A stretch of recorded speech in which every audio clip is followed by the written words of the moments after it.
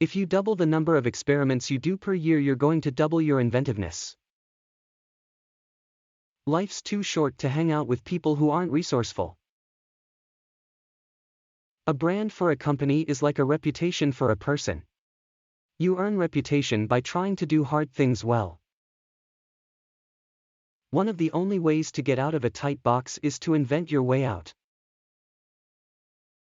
What we need to do is always lean into the future. When the world changes around you and when it changes against you, what used to be a tailwind is now a headwind. You have to lean into that and figure out what to do, because complaining isn't a strategy. If you don't understand the details of your business, you are going to fail. In the old world, you devoted 30% of your time to building a great service and 70% of your time to shouting about it. In the new world, that inverts. A company shouldn't get addicted to being shiny, because shiny doesn't last. Seek to build a community to make better choices in the people with whom you partner. That's the only way to have greater long-term impact on the world. I'd rather interview 50 people and not hire anyone than hire the wrong person. I knew that if I failed I wouldn't regret that, but I knew the one thing I might regret is not trying. It is difficult for us to imagine that 10 years from now, customers will want higher prices, less selection, or slower delivery. Our belief in the durability of these pillars gives us the confidence required to invest in strengthening them. The most important single thing is to focus obsessively on the customer. Our goal is to be Earth's most customer-centric company. We see our customers as invited guests to a party, and we are the hosts. It's our job every day to make every important aspect of the customer experience a little bit better. The best customer service is if the customer doesn't need to call you, doesn't need to talk to you. It just works. If you're competitor-focused, you have to wait until there is a competitor doing something. Being customer-focused allows you to be more pioneering. Our point of view is we will sell more if we help people make purchasing decisions. You don't want to negotiate the price of simple things you buy every day.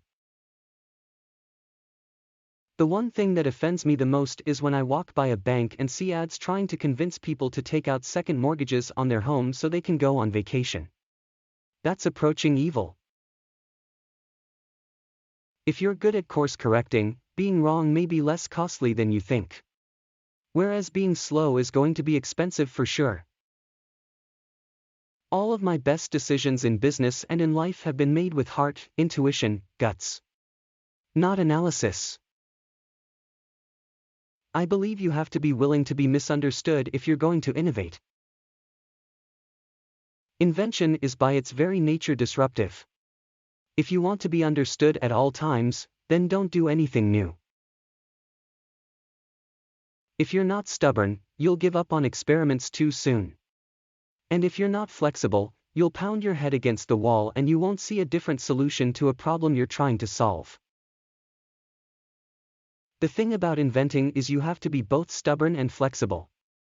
The hard part is figuring out when to be which. What's dangerous is not to evolve, not to invent, not to improve the customer experience. If you decide that you're going to do only the things you know are going to work, you're going to leave a lot of opportunity on the table. The keys to success are patience, persistence, and obsessive attention to detail. If you do build a great experience, customers tell each other about that. Word of mouth is very powerful. A brand for a company is like a reputation for a person. You earn reputation by trying to do hard things well. You can have the best technology, you can have the best business model, but if the storytelling isn't amazing, it won't matter. Nobody will watch. We are stubborn on vision. We are flexible on details. Sometimes we measure things and see that in the short term they actually hurt sales, and we do it anyway. We are comfortable planting seeds and waiting for them to grow into trees. Failure and invention are inseparable twins. To invent you have to experiment, and if you know in advance that it's going to work, it's not an experiment. Thanks for watching.